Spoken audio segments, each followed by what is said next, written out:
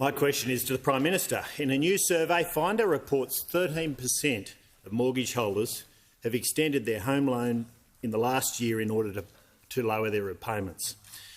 Finder home loans expert Richard Whitten says the average Australian household has much less disposable income compared to a few years ago.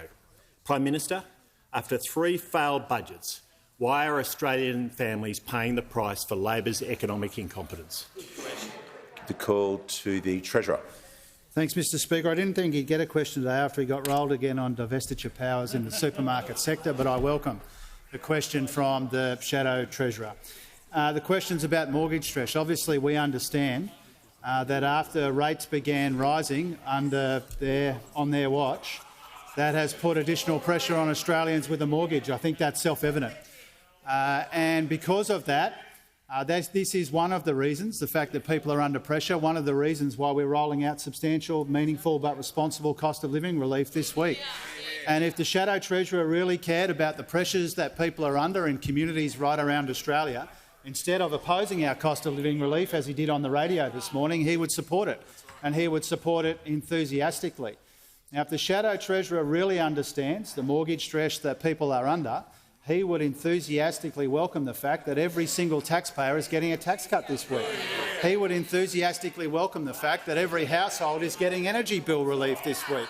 He would enthusiastically welcome the fact that we're giving extra help to parents, we're making medicines cheaper, and that millions of Australians on award wages will be getting a pay rise this week with our full-throated support, Mr Speaker.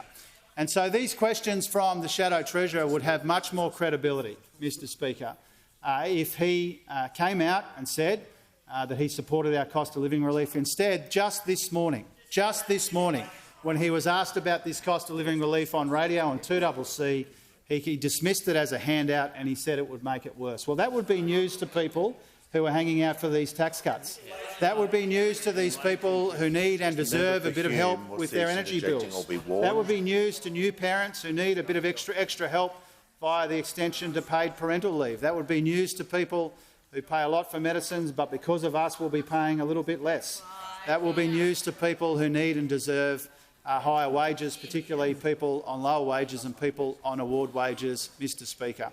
So we understand the pressures that people are under. More than that, we are responding to them, we are acting on them, and we would expect that any coalition, any opposition who truly cared about cost of living pressures would support them, not oppose them, as the Shadow Treasurer said this morning.